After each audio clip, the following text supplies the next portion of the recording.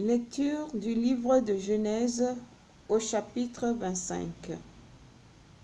La mort d'Abraham et ses descendants. Abraham prit encore une femme.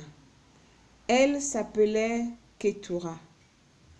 Elle lui donna Zamran, Yokshan, Médan, Madian, Yishhab et Shua. Yoshran engendra Saba et Dédan eut pour fils les Assurites, les Létushites et les Léumites. Madian eut pour fils Éipha, Épher, Anok, Avida et Eldar. Ce sont là tous les fils de Ketura. Abraham donna ses biens à Isaac.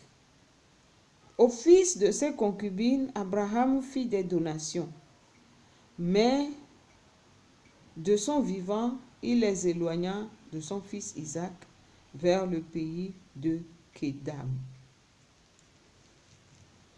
Voici le nombre des années de la vie d'Abraham. 175 ans. Puis Abraham expira. Il mourut dans une heureuse vieillesse, âgé et comblé. Il fut réuni aux siens.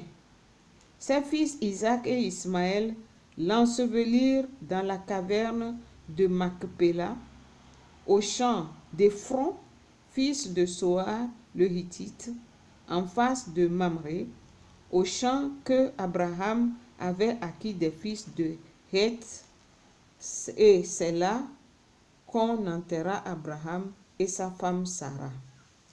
Après la mort d'Abraham, Dieu bénit son fils Isaac. Il habitait à côté du puits de Lahaï-Roa.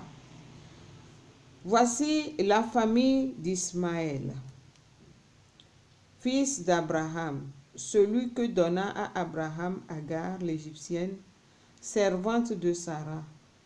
Voici les noms des fils d'Ismaël, leurs noms selon leur famille. Nebayot, l'aîné d'Ismaël. Kédar, Adbeel, Mizam, Mizham, Douma et Massa. Hadad, Téman, Yétour, Naphis et Kedma. Ce sont eux les fils d'Ismaël, et tels sont leurs noms établis.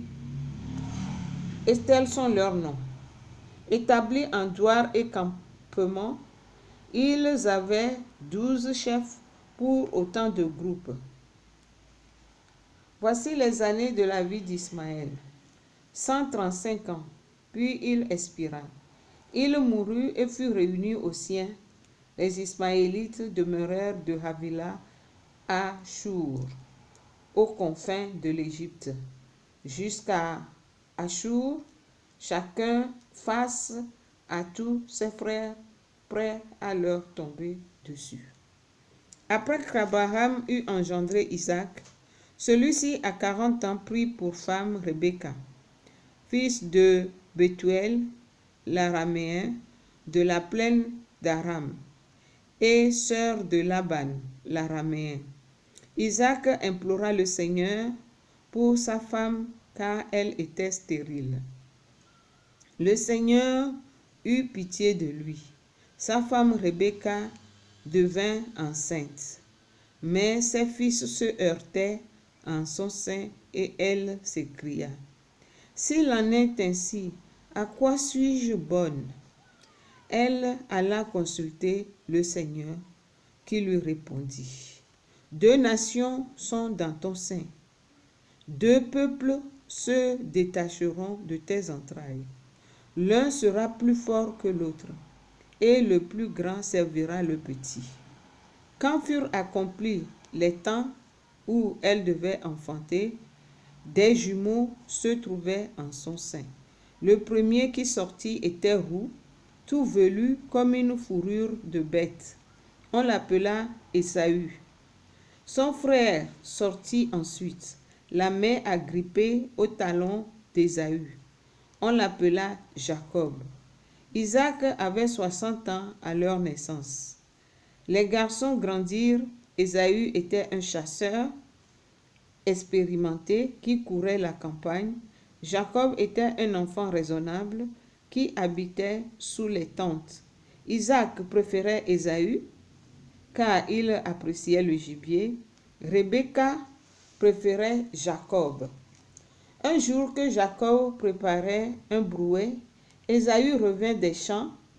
Il était épuisé et il dit à Jacob, « Laisse-moi avaler de ce roux-là, car je suis épuisé. » C'est pourquoi on l'appela Édom,